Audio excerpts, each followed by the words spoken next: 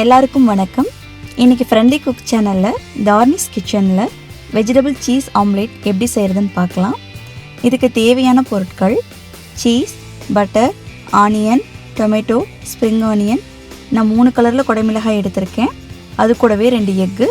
நீங்கள் sweet corn, spinach, mushroom, chicken இது மாதிரி எது வேணாலும் நீங்கள் சேர்த்திக்கலாம்.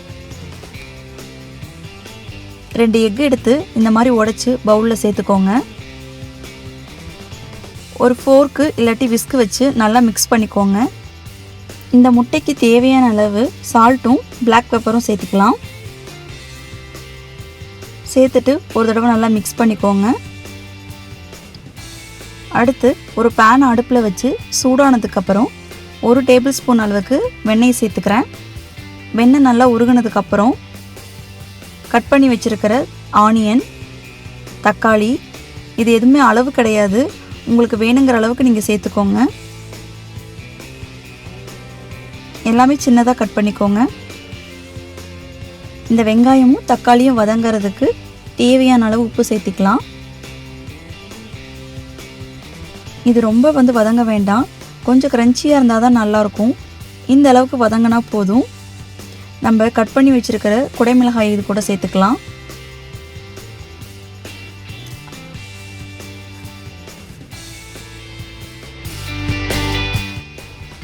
நம்ம குடைமிளகாய் போடாமல் ஆனியன், டொமேட்டோ வச்சு பண்ணாலும் ரொம்ப சூப்பராக இருக்கும்.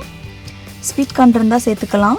ப்ராக்கோலி, மஷ்ரூம், சிக்கன், ஸ்பினாச் இந்த மாதிரி வெஜிடபிள்ஸ் எல்லாம் சாட்டே பண்ணி நம்ம சேர்த்துக்கிட்டோம்னா ரொம்ப நல்லாயிருக்கும். இந்த அளவுக்கு குக் ஆனால் போதும். நம்ம பீட் பண்ணி வச்சுருக்கிற எக்கை இது மேலே சேர்த்துக்கலாம்.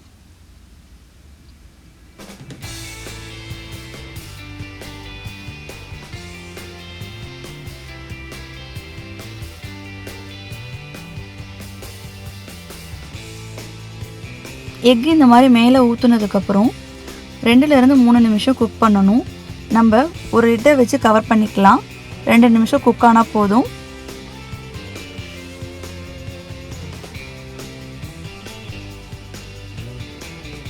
ரெண்டு நிமிஷத்துக்கு அப்புறம் நம்ம எடுத்துடலாம். எக்கு நல்லா குக் ஆயிருச்சு. அதுக்கப்புறம் நம்ம மொசரல்லா சீஸ் மேலே சேர்த்துக்கலாம். சீஸ் மெல்ட் ஆகிற வரைக்கும் குக் ஆகட்டும். நம்ம மறுபடியும் லிட்டை வச்சு கவர் பண்ணிக்கலாம். சீஸ் இல்லைன்னா கூட வெஜிடபிள்ஸும் எக்கு வச்சு பண்ணிங்கனாலும் நல்லாயிருக்கும். அதுக்கு மேலே நான் வெங்காயத்தாள் சேர்த்திருக்கேன். நீங்கள் வெங்காயத்தாள் இல்லைன்னா கொத்தமல்லி இலையை சேர்த்திக்கோங்க. இதுக்கு மேலே நீங்கள் ரெட் சில்லி ஃப்ளேக்ஸு இல்லாட்டி பிளாக் பெப்பர் போட்டு சாப்பிட்டிங்கன்னா இன்னும் நல்லா டேஸ்ட்டாக இருக்கும்.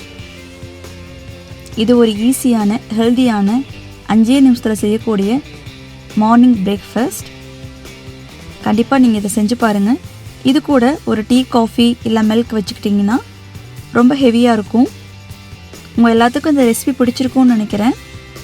இது மாதிரி இன்னும் நிறைய ரெசிபிஸ் பார்க்க ஃப்ரெண்ட்லி குக்ஸ் சேனலை சப்ஸ்கிரைப் பண்ணுங்கள், ஷேர் பண்ணுங்கள், மறக்காமல் லைக் பண்ணுங்கள். தேங்க்யூ.